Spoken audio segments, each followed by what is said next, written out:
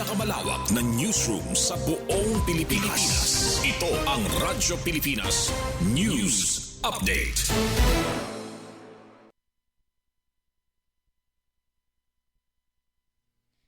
Aton oras alas 4 sang kulop. Maupay nga kulop, adyan aton mga balita saya na nga pungurason.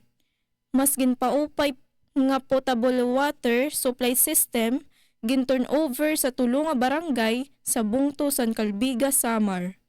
Pamatian ta detalye san report matikang kan Zuzette Pretensio. Radyo Pilipinas Report. Formal na nga gindumara kasan Kulop Enero 20, 2026 sa bungto San Calbiga, Samar ang turnover ceremony san Support and Assistance Fund for Participatory Budgeting 2024 project para sa pag-upgrade san potable water supply system matikang level 2 pakadto sa level 3. Magbibinipisyo sa proyekto ang mga residente sa tulo nga barangay nga mauan masunod, Barangay Makaalan, Barangay Burong ngan Barangay Mahangkaw.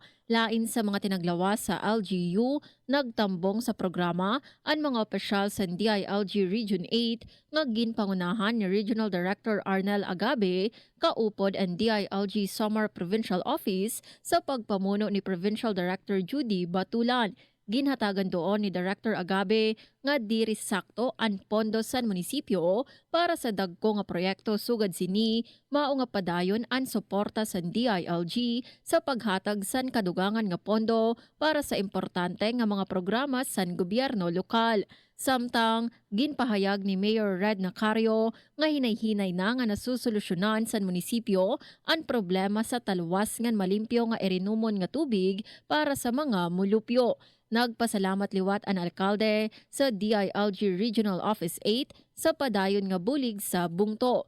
Dako nga bulig ang proyekto pakadto sa mas mahapsay nga kalibsugan ngan kalidad san kinabuhi san mga residente.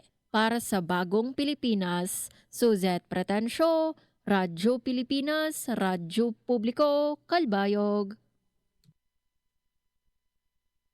Ang panduwa nato na balita, Katbalogan CPS nadakupan wanted person tungod sa robbery and theft. Pamatian tan detalye san report matikang kan Jamaica Erbon. Radyo Pilipinas Report.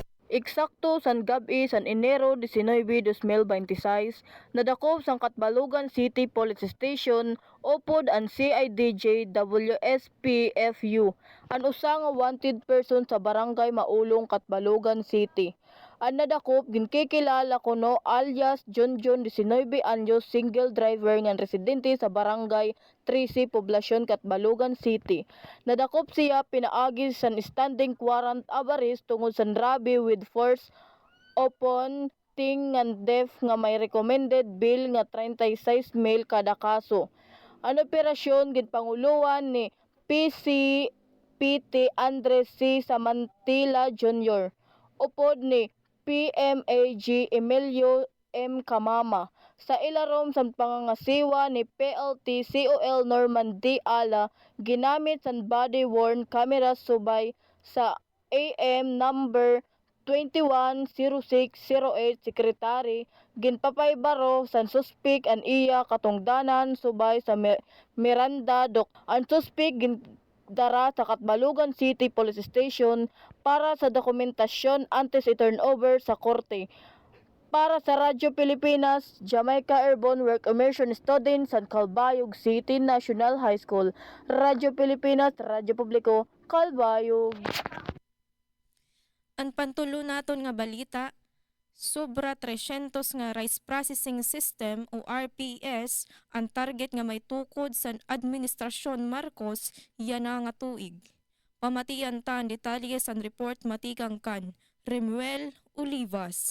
Radyo Pilipinas Report. Sobra sa 300 nga rice processing system o RPS ang target nga may tukod sa Administrasyon Marcos yan nga tuig. Parte ni sa agenda ni President Ferdinand Marcos Jr. para sa seguridad sa pagkaon yan pagtatrabaho sa mga parag-uma para sa usa nga moderno lahat nga industriya.